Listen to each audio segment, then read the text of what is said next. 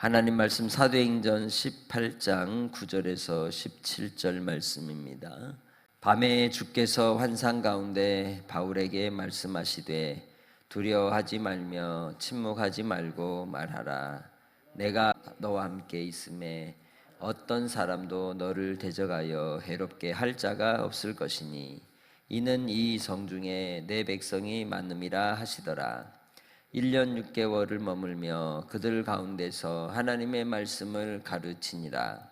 갈리오가 아가야 총독되었을 때에 유대인이 일제히 일어나 바울을 대적하여 법정으로 데리고 가서 말하되 이 사람이 율법을 어기면서 하나님을 경외하라고 사람들을 권한다 하거늘 바울이 입을 열고자 할 때에 갈리오가 유대인들에게 이르되 너희 유대인들아 만일 이것이 무슨 부정한 일이나 불량한 행동이었으면 내가 너희 말을 들어주는 것이 옳거니와 만일 문제가 언어와 명칭과 너희 법에 관한 것이면 너희가 스스로 처리하라. 나는 이러한 일에 재판장 되기를 원하지 아니하노라 하고 그들을 법정에서 쫓아내니 모든 사람이 회당장 소스데네를 잡아 법정 앞에서 때리되 갈리오가 이 일을 상관하지 아니하니라. 아멘.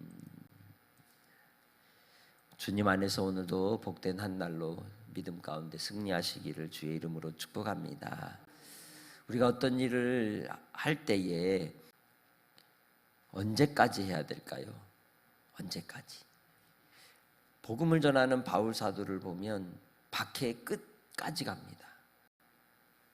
죽음의 문턱까지 갔다 올 정도로 그 어려운 순간을 지날 때도 그는 하나님이 부르신 자리라면 끝까지 갑니다. 하나님이 그를 통해서 고린도에 온전한 교회를 세우고자 하시는 뜻을 이루시기 위하여 그곳에 두실 때입니다. 바울 사도에게 있어서도 2차 전도의 여행을 하면서 이 고린도에서의 사역은 아주 중요한 교두보 역할을 하는 시간이었습니다. 왜냐하면 이 고린도 교회가 건강하게 세워지게 되면 다음 선교지를 가서 복음을 전하는 데 있어서 베이스 캠프처럼 지원해 주는 그러한 지역이 될 수 있기 때문에 그렇습니다. 그래서 바울 사도가 힘써 복음을 전하여 이 고린도 지역에 하나님의 말씀을 통해 교회를 세우는 데 있어서 천군 만마와 같은 한 동역자가 예수를 믿게 되었으니 그가 회당장 소스데네였던 것이죠.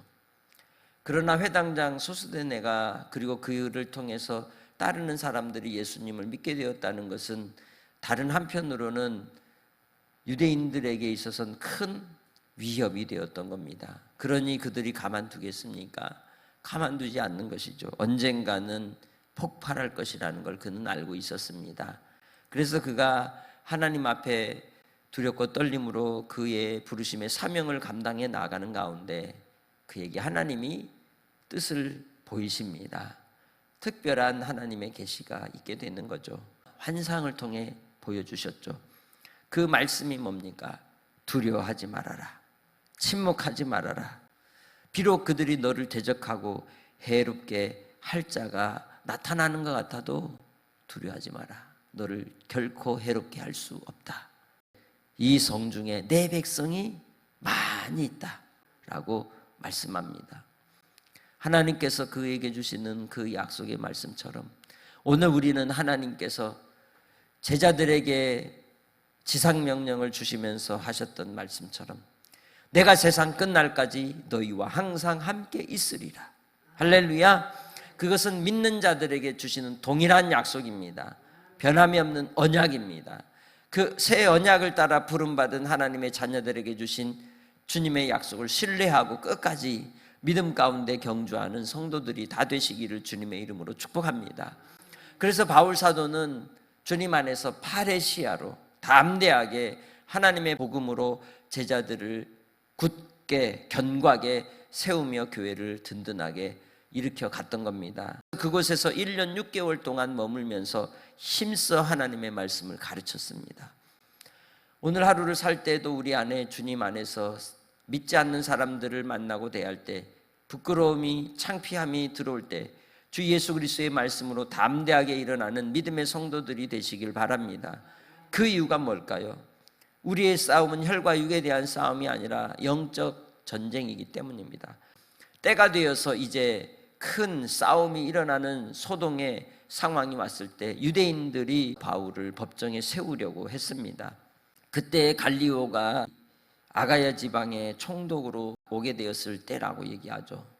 공식적으로 갈리오는 AD 50년에서 51년 사이에 아가야 총독으로 있게 됩니다. 갈리오 총독이 이 일은 너희들 종교적인 문제이니 내가 관여하지 않겠다 하니까 그들은 그들의 분노함을 표출하기를 소수대네를 법정 앞으로 끌고 나가서 때리는 겁니다. 예수를 믿고 사는 하나님의 백성들에게 이 세상은 항상 박해가 있다는 걸 우리는 분명히 알아야 합니다. 그러나 항상 잊지 마실 건 하나님이 우리와 함께 하신다는 겁니다. 하나님은 믿는 자들과 함께 하시는 우리의 주가 되시고 보호자가 되시기에 주님 안에서 믿음으로 날마다 주님과 동행하는 은혜가 있으시기를 주의 이름으로 축복합니다. 하나님께서 복음을 전할 때 사람의 마음을 녹이시면 역사가 나타나는 겁니다.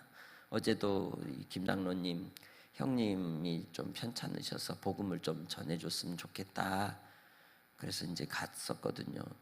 그분이 좀 완고해서 아마 안 들을 건데 어쨌든 가보자고 갔는데 마음을 하나님이 녹여주셔가지고 다 듣더라고요. 기도하자니까 기도도 하겠대요. 예배 드리자니까 예배도 드리겠대요. 그래서 기도를 마치고 아멘 하시자 그랬더니 아멘 하더라고요. 그러니까 다음에 와도 되냐 그랬더니 다음에 또 오라 그러더라고요. 살짝 보니까 눈시울이 이렇게 붉어지시는 것 같아요.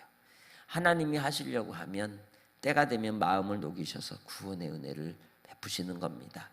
우리의 인생의 삶 속에서 하나님께서 행하실 놀라운 일들을 위해 여러분의 주변의 이웃 가운데, 가족 가운데 오늘도 하나님께서 마음을 녹여 구원할 자들에겐 복음이 들어가게 하실 줄 믿습니다.